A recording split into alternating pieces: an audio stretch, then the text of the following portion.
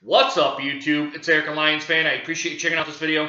Today we're just going to talk about the yesterday in sports here. I'm going to go over Michigan, going to go over the Michigan State games, and I'm going to go over the Tigers game here a little bit. Even though I didn't technically watch it, and as you guys know, my spiel's done. But if they definitely can't beat Cleveland, and they've got, I think they've got 7 games or 6 games now within the last 14 games I think are left. The Tigers are just done. They're done. They're done. Um, Obviously, I've stopped watching them way back in, I think it was May. So if that doesn't tell you what kind of indication this team is, even though they do have a winning record, this team should not be in that position. This team should be competing for the division title. The team is obviously getting old. I don't know if they're going to bring back Martinez, or if they're just gonna pay him off and say, "See you later, buddy. Thanks a lot," or if they're gonna start getting some turnaround on some of the on the roster. But Illich's plan is not coming together. The kids, they're not kids, they're men. The people on the Tigers that are on the team, they're just starting to age. The superstars are starting to age, and they're not producing. Cabrera, I think, is just burnt out. Personally, I've seen a couple swings he had. He looks burnt out. I think he's waiting for the season to get over with. There's only, 2 weeks left in the season. I just think he's hoping that, hey, let's get this done. If we make the playoffs, great. If not, I'm going to going to rest and going to do some other stuff. So recharge his batteries kind of deal. But I thought Verlander pitched very well last night. It was 0-0 all the way up till I think the 10th inning. And then Wilson came in and gave up the run. So, but I was hoping the Tigers might win that game. But like I said, I didn't watch a whole lot. I think I only watched maybe an inning or two. We were kind of bouncing back and forth between the game and that. So, anyway, I think the Tigers aren't going to make the playoffs. Based on what I've seen throughout the entire year, they're not making it. They're not. The Michigan State game I wanted to go to next.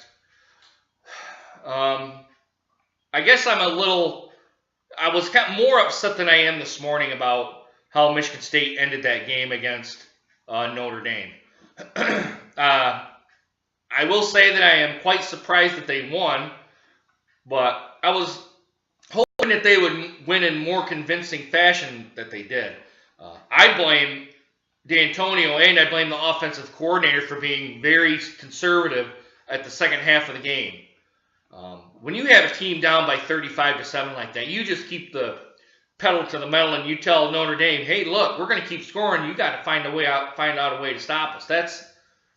I know that's a gentleman's rule to not run up the score and all that, but this is one of your rivals that are only just about 150 miles away. I mean, and that you're competing for recruits. Put the damn smack down on them. That's the thing that I couldn't figure out.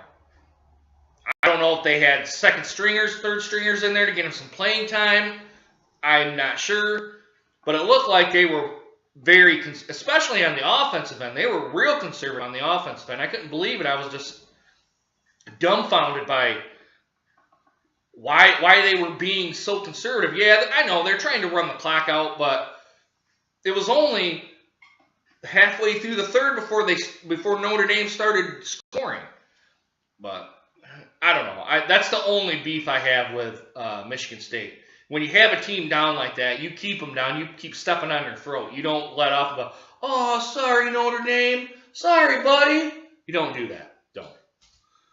The Michigan game, I'm actually quite surprised that we won.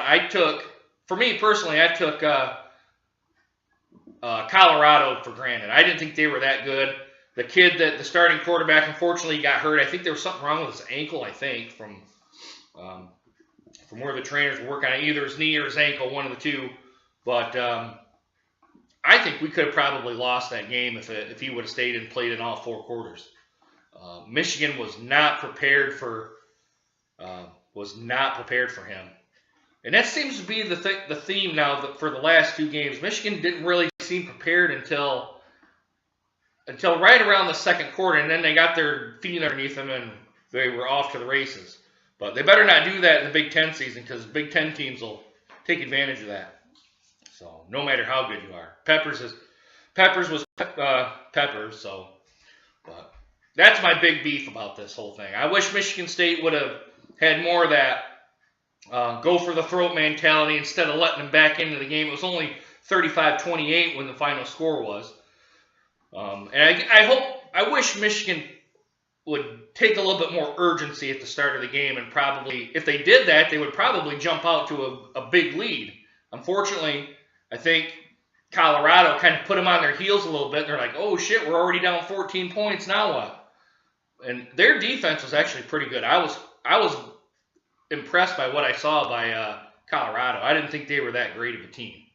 So, anyway, guys, let me know what you guys think of the games yesterday with the Tigers, with the Michigan State and Michigan games.